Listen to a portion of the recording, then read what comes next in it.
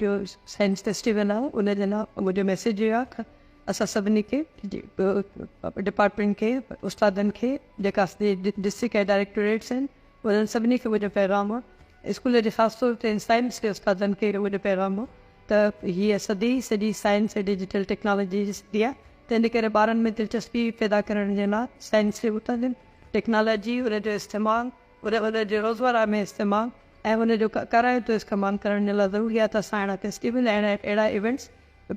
मुनाक़िद कयूं जंहिंमें ॿारनि खे ख़ुदि पंहिंजो सलाहियतूं भरपूर नमूने सां उजागर करण जे लाइ मदद मिली सघे। मूंखे ख़ुशी आहे त असांजे तक़रीबन जे पास ॿारनि जी पार्टिसिपेशन जंहिंमें उन्हनि खे इहो मौक़ो मिलियो आहे ऐं असां कोशिशि कंदासीं त सिंध जे सभिनी ज़िलनि में सभिनी रीजन्स में साल में हिक खां वधीक अहिड़े क़िस्म जा फेस्टिवल ऐं साइंस जी नुमाइशूं लॻाइनि त जीअं इन खे फ़रोग़ मिली सघे।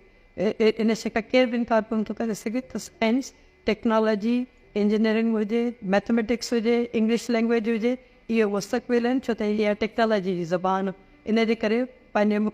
मादरे ज़बान सां गॾोगॾु इन्हनि ज़बानुनि खे बि फ़रोग़ ॾियणो आहे ऐं इल्म जे तरफ़ वधिणो आहे ऐं नवनि तरीक़नि ते असांखे सोचणो। I wish all the best to the teachers to the organisers of these festivals. मुंहिंजे तरफ़ां पार्टिसिपेशन ऐं कोशिशि करे पाण बि पार्टिसिपेट करसि ऐं जेके ॿार सुठो परफॉर्म कंदा उन्हनि खे मूंखे वक़्त खां पहिरीं शाबाशी ॾियां थी चवां थी त चङी तरह सां पार्टिसिपेट कर।